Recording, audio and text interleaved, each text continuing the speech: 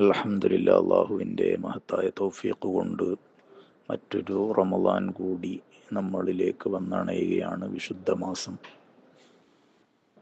ഹദീസിൽ ഇങ്ങനെ കാണാം, നബി സല്ലല്ലാഹു അലൈഹി വസല്ലമ തങ്ങൾ തൻ്റെ സ്വഹാബത്തിനോട് റമദാൻ വരുന്നതിൻ്റെ സന്തോഷവാർത്ത അറിയിക്കുമായിരുന്നു എന്ന്. അത് ഷഹർ മുബാറക്കാണ് എന്ന് പറയുമായിരുന്നു എന്ന്, അതിലെ നോമ്പ് ഫറലാണ് എന്ന് പറയുമായിരുന്നു എന്ന്, അതിൻ്റെ പോരിഷയൊക്കെ പറഞ്ഞു കൊടുക്കുമായിരുന്നു എന്ന്.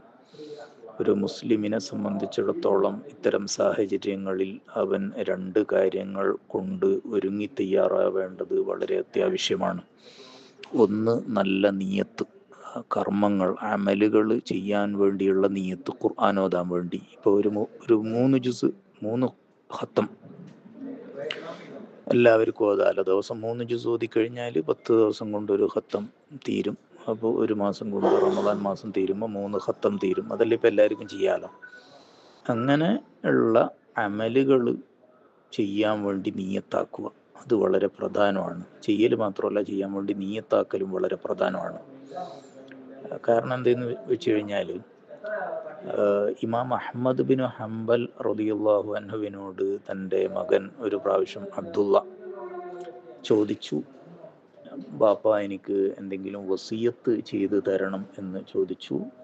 അപ്പോൾ ഇമാം അഹ്മദ് റഹ്മത്തുള്ളാഹി അലൈഹി പറഞ്ഞത്, യാ ബുനയ്യ, എൻ്റെ കൊച്ചുമോനെ, പ്രിയപുത്ര, ഇൻവിൽ ഖൈറ, നീ നന്മ ചെയ്യാൻ വേണ്ടി നിയത്താക്കുക, നല്ല അമലുകൾ ചെയ്യാൻ വേണ്ടിയിട്ട്.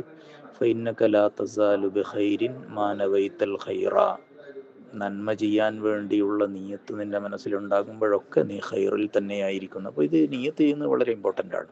അപ്പം എല്ലാവരും സുഹൃതങ്ങളൊക്കെ ചെയ്യാൻ വേണ്ടിയിട്ട് നിയത്താക്കുക.